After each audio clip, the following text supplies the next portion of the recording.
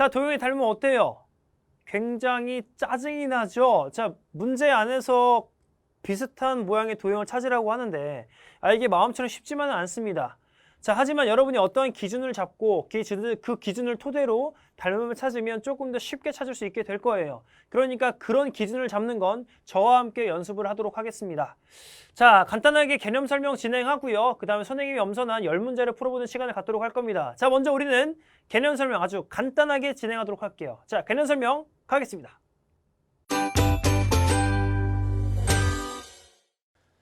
자, 그러면 우리 오늘도 지금 개념 설명 빠르게 진행하고요. 문제 풀러 가보도록 할게요. 자, 오늘의 주제는 도형의 닮음입니다.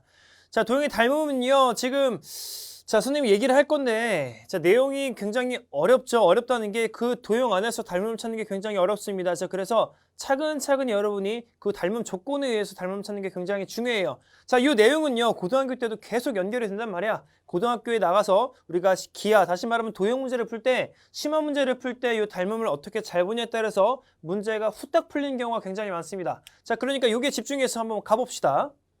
자, 닮음은요, 한 도형을 일정한 비율로 확대하거나 또는 축소했을 때 다른 도형과 합동이 될 때 이때 우리는 서로 닮은 관계에 있다라고 얘기를 할 겁니다. 자, 그래서 닮음 기호는요, 요렇게 쓴다라는 거 자, 확인하시고 뒤로 넘어가겠습니다.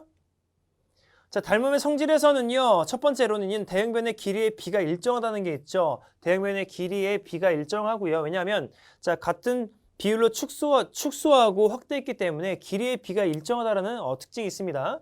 두 번째는 대응 각의 크기는 각각 같습니다. 우리가 일정한 비율로 우리가 확대하고 축소해도 걔가 가지고 있는 크기는 변하지 않는다는 거 확인하시고요. 자, 제일 중요한 건 닮음비죠. 닮음비는 뭐야? 두 평면대에서 대응변의 기 가지고 우리가 닮음비를 확인할 수 있습니다. 자, 그래서 여기 얘가 나왔는데 이 얘를 보면 자, 여기는 BC와 B'C'이 지금 대응변이죠. 얘가 지금 2의 비율을 갖고 있네. 닮음비는 1대2다. 이렇게 연결하게 될 겁니다. 자, 됐죠? 자, 넘어가도록 할게요. 자, 두 번째는 입체도형에서 닮음 성질인데요. 얘도 마찬가지로 똑같아요. 근데 얘는 대응하는 모서리라고 얘기했잖아. 자, 우리가 평면도형에서는요. 변을 우리가 변이라고 부르지만 자, 입체도형에서는 변은 우리가 모서리로 부를 거예요. 변을 모서리로 부른다. 요것만 조금 다른 겁니다. 자, 그러면 봅시다. 입체도형에서 닮음의 성질은 첫 번째로 자, 대응하는 모서리의 길이의 비는 일정하다라는 어떠한 성질이 있고요. 자, 두 번째는 대응하는 면은 닮은 도형이다. 이것도 어떻게 보면 당연한 얘기가 되겠죠. 자, 세 번째로는 입체도형에서 닮은 비는 대응하는 모서리의 길이의 비. 자, 여기서 우리가 변을 모서리로 읽어준다 그랬으니까 우리 어떻게 보면은 평면도형과 일치한다라고 볼 수 있습니다. 내용은. 자, 그래서 입체도형에서 닮은 비가 2대3을 의미하는 게 요 모서리의 비가 2대3이기 때문에 닮은 비는 2대3이다. 이렇게 연결시킬 수 있다는 거 자, 확인하고 넘어가시면 될 것 같아요. 자, 세 번째는 서로 닮은 두 도형에서의 비를 선생님이 얘기를 할 겁니다. 자, 첫 번째는 서로 닮은 두 도형에서의 비는 닮은 비가 m 대 n인 두 평면 도형에서 자, 둘레의 길이는 어차피 길이의 비이기 때문에 얘가 갖고 있는 닮은 비 그대로 유지가 될 거라는 거 알고 계시면 되고요. 자, 넓이는요. 어떻게 되는 거야? 자, 밑변 곱하기 높이. 예를 들어서 우리가 삼각형 같은 경우에는 자, 밑변 곱하기 높이 들어가게 될 거죠. 자, 그렇게 되면 어찌됐건 길이랑 길이를 곱하게 되니까 얘는 제곱과 제곱이 붙는다라는 걸 여러분이 알아주시면 되겠습니다. 자, 더 넘어가서 우리가 지금 입체도형에서 확인하게 되면 입체도형에서는요. 우리가 자, 건널비랑 부피 이런 식으로 내용이 조금 바뀌겠죠. 자, 그러니까 건널비, 다시 말하면 부피에 대해서 우리가 조금 더 얘기를 나눠봐야 돼. 나머지는 똑같습니다.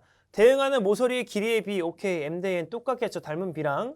자, 건널비의 비도 결국에는 넓이 개념이니까 얘도 제곱으로 연결시키면 되겠다. 어렵지 않다. 자, 부피의 비, 얘가 좀 중요하다고 생각하는데 부피의 비는요. 선생님 이렇게 직육면체를 그렸을 때 결국 여기 뭐야? 밑넓이 곱하기 높이를 해야 되니까 다시 말하면 길이를 3번 곱하는 관점이죠. 그러니까 3번 곱하니까 여기에 세제곱이 들어야 된다고 느낌을 살려주시면 될 것 같아요. 자, 그래서 닮은 비가 m 대 n일 때는 자, 부피의 비는 m 세제곱분의 n 세제곱이 된다는 걸 여러분이 확인만 하시면 되겠죠. 자, 어려운 내용 아니까 뒤로 넘어갑시다. 자, 네 번째 삼각형의 닮음 조건입니다. 자, 우리가 얘를 조금 비교해야 되는 건 닮은 조건과 합동 조건을 조금 구분할 수 있어야 되죠. 지금 보면은 SS 닮음, SS 합동도 있고요.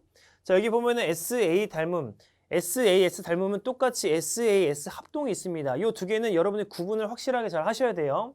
자, 근데 세 번째 AA 닮음이라는 게 있는데 선생님 얘는 왜 AAA라고 안 쓸까요? 자, 여기 밑에 이유가 나와 있죠. 삼각형의 두 변이 두 각이 똑같다라고 나와 있으면 나머지 한 각도 180도로 이 두 각을 빼주게 되면 나오는 각이기 때문에 굳이 AA 닮음이라고 쓰지 않습니다. 그래서 얘는 AA 닮음이라고 이렇게 약속을 했어요. 자, 그래서 여기에 대한 내용들, 닮은 조건에는 어떤 내용들이 있으며 이 내용들이 의미하는 게 무엇인지를 여러분들이 확인을 반드시 하고 들어갔으면 좋겠습니다. 자, 뒤로 넘어가서 이제 다섯 번째 직각삼각형 속의 닮은 관계, 요거 얘기할 겁니다. 자, 요 내용은요, 선생님이 직각삼각형을 이렇게 잠깐만 그려보면 A, B, C, D 이렇게 그린 상태에서 보면요, 여기 안에 직각삼각형이 몇 개가 보여요? 총 3개가 보여요. 제일 큰 놈 하나 보이고요. 그 다음에 A, B, D 하나 보이고요. 그 다음에 A, D, C 이렇게 해서 총 3개가 보이는데 이 3개가 어떻게? 다 닮음이란 말이야. 그치? 그래서 그 3개의 닮음으로 인해서 나오는 여러 가지 공식들에 대해서 자, 얘기를 딱 해놓는 겁니다. 그래서 이제 요 내용 보면요. 얘는 뭘 의미해? 자, 요 닮음 요거 확인하시고요. 비율을 확인하시고 나서 나오는 공식이 이거라는 건데 자, 요 내용들은 지금 여러분이 한 번쯤은 확인해 주셨으면 좋겠습니다. 아, 왜 이렇게 해서 이런 공식이 나왔는지를 반드시 확인해 주시고요. 자, 체크만 할게요. 저랑은요. 자, 이 녀석 A, B 요 녀석의 제곱은 얘 곱하기 얘다. 오케이. 마찬가지로 얘 곱하기 얘는 얘 곱하기 얘다. 오호. 자, 그 다음에 가운데 거 요 놈의 제곱은 양옆에 곱한 거랑 똑같다. 그치? 자, 그리고 네 번째에는 뭐가 들어가야 돼요? 여기는 소공식이 들어가야 되죠. 소공식.